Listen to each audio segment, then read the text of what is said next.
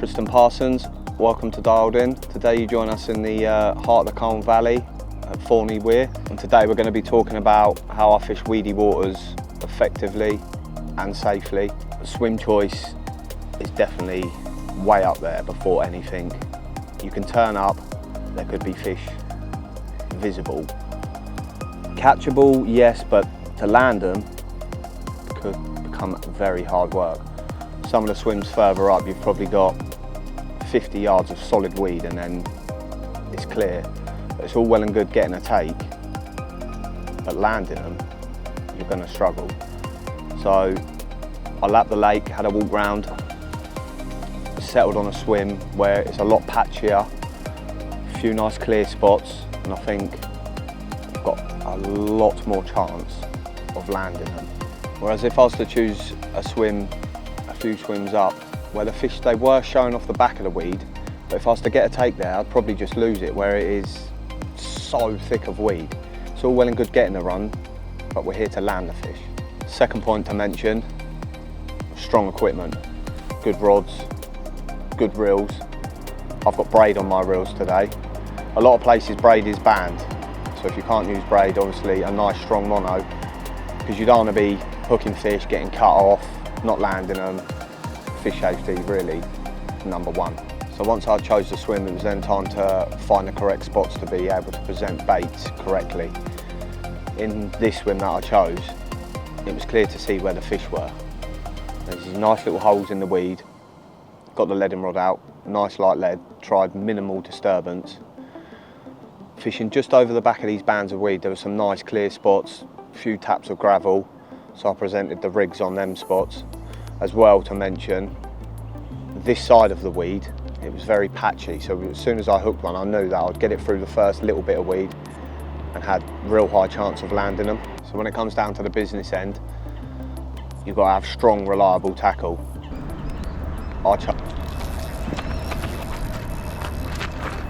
What did you say? You said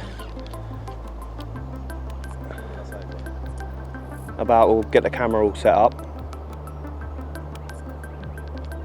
and it would happen. About time as well, because they've been over me all morning, fizzing up, sheeting up, swirling over the spot, and finally it's come good. It's found the weed though. Keep that steady pressure on and hopefully it comes through. Here we go. It's moving. So as I was about to say before, rudely interrupted, this is why you've got to have faith in your end tackle, strong, solid tackle that ain't going to give up on you. Because when they get buried in these weeds, you have got to give them a little bit more pressure than you'd like to. And when you've got faith in stuff, you know it's only going to go one way.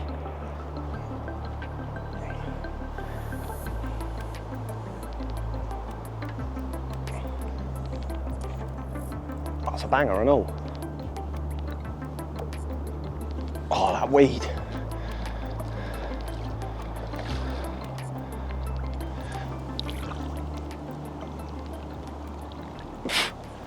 Yes. Now it's in the net safely. We'll get this one sorted out and we'll get back to talking about that tackle.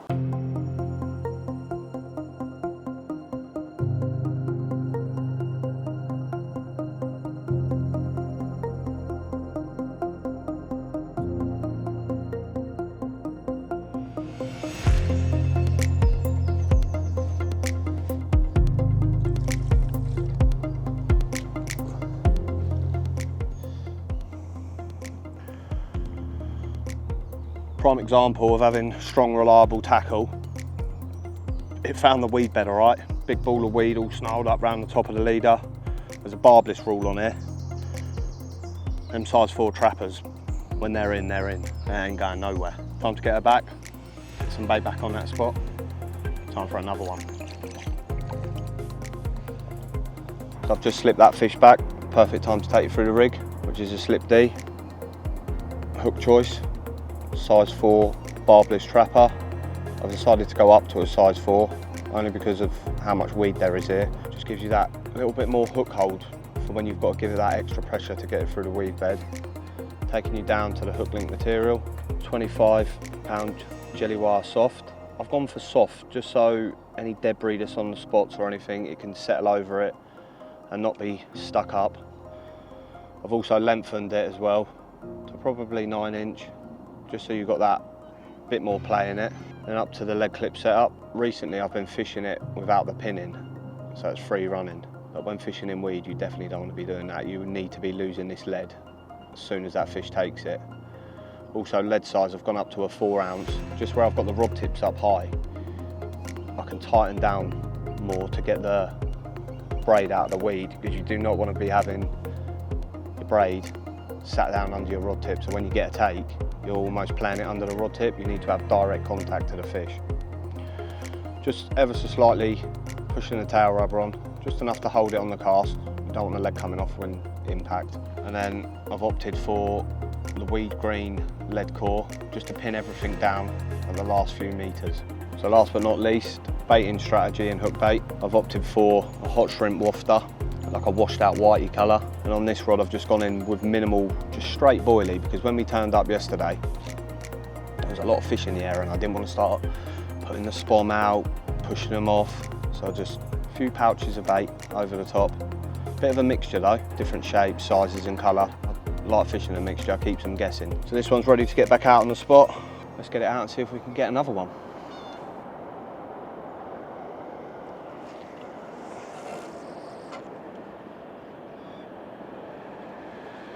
So as I mentioned earlier about upping the size of lead, the reason I've done this is so I can keep the braid nice and tight to keep it up out of that weed.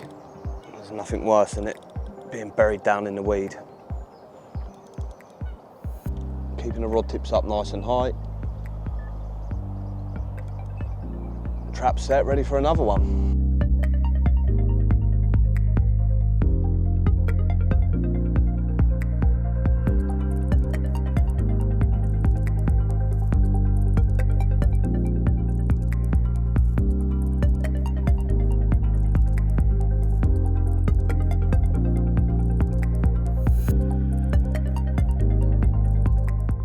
Just thought we'd have an afternoon check-in.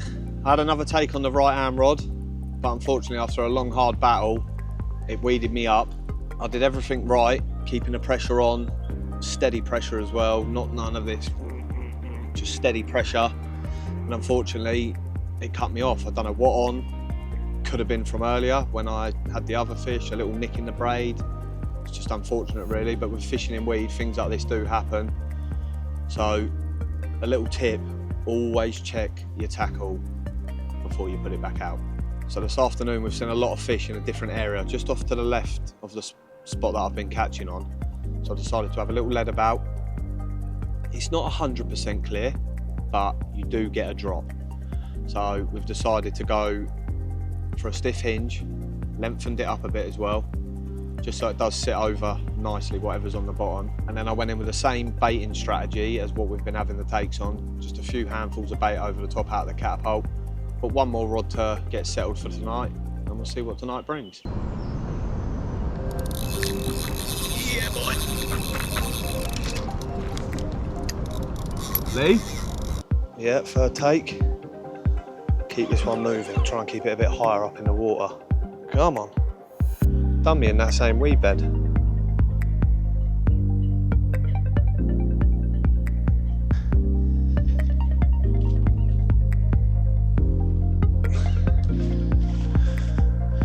Well, that didn't take long for that to rip off.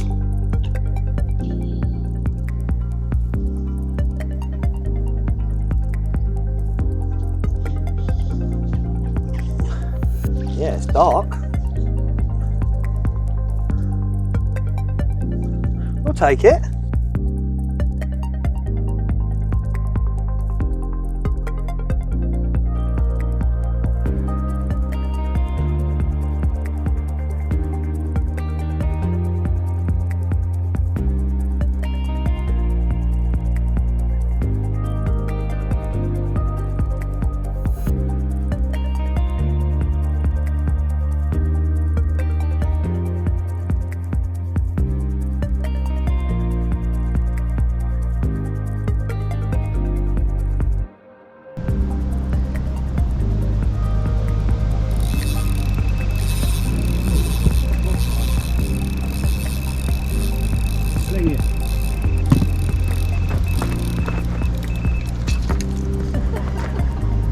carnage.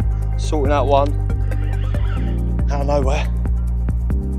Right hand rod's ripped off again. Keeping consistent bait going in.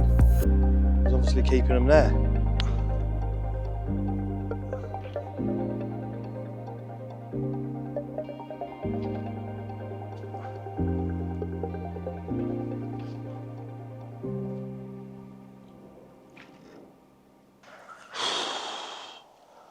Carnage.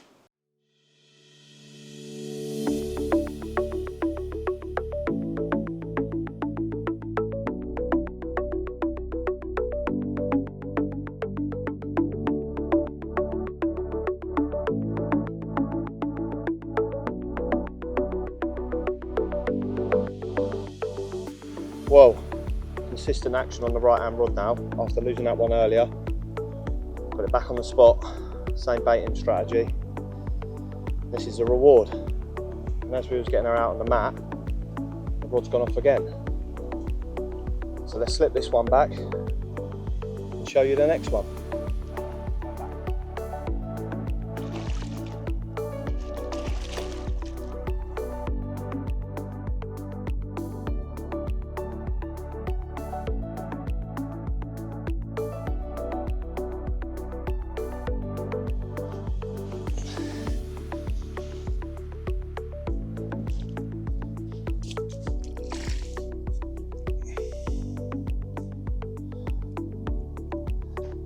Here's the second one of the crazy 30-minute burst. Happy with this one. Keeping it simple. Boilie out the catapult is keeping the bites coming. Let's return this one. Get the rod sorted. Back on the spot. And I'm sure this won't be the last of them.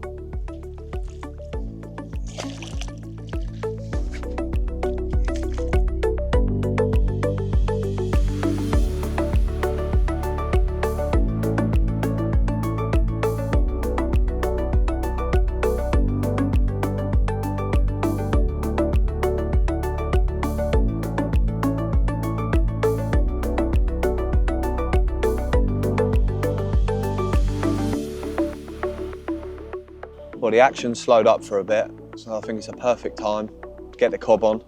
Lee's going to stay on for the night. Hopefully the action picks up. Still got one rod left to do. Bit unsure where to put it yet, so we're going to see the evening in. Hopefully the fish show us where they want to be. If nothing happens, check in the morning.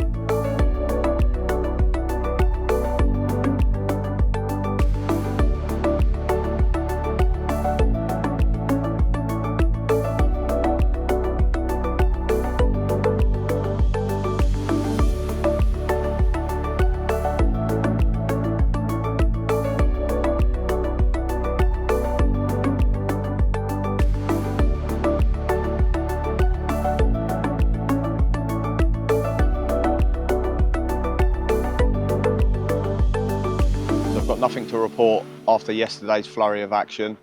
Went very quiet through the night. I think they could have just pushed off with the pressure. So we've had a slow, steady pack down this morning. You never know, something might happen.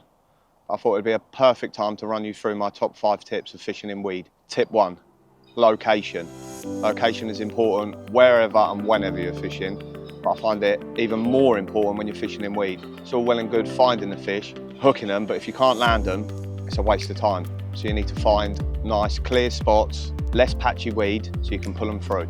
Tip 2, strong reliable end tackle. Starting with the hook link, you need something you can rely on, and really and truly you want to up the breaking strain. A lot of the time I fish 25, but here we've gone up to 35.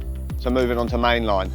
If you can use braid, definitely use braid. Luckily enough here, we're allowed to use braid, but if you can't, I'd go with a real strong mono, abrasion resistance, just to give you that extra bit of safety.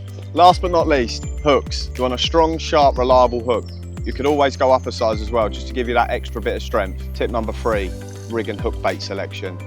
You want to give yourself the best presentation you possibly can. Here, if I found a nice clean spot, I fished a wafter. But there's been one spot that's been a little bit more soft, not as presentable, so I've gone for a stiff hinge with a trimmed down pop-up, just so it settles nicely on whatever's out there. Tip number 4, Rod tips up and heavy leads, but make sure you set your leads to drop off as soon as you get a take. You want to keep your line or braid out of the water and out of the weed for as long as possible. So tip number 5, once you've got a take, keep nice steady pressure, try and keep that fish moving. If and when it does get weeded up, just try keeping steady pressure and hopefully they move. Maybe try and changing the angle, a bit left, right, still keeping steady pressure. And if that doesn't work, you could always try loosening off the clutch just to see if they'll pull themselves out. It is risky doing that with a barbless hook, but it's a lot better than pulling for a break. I hope you've enjoyed this episode of Dialed In, and I'll catch you on the next one. Oh, it's a wrap.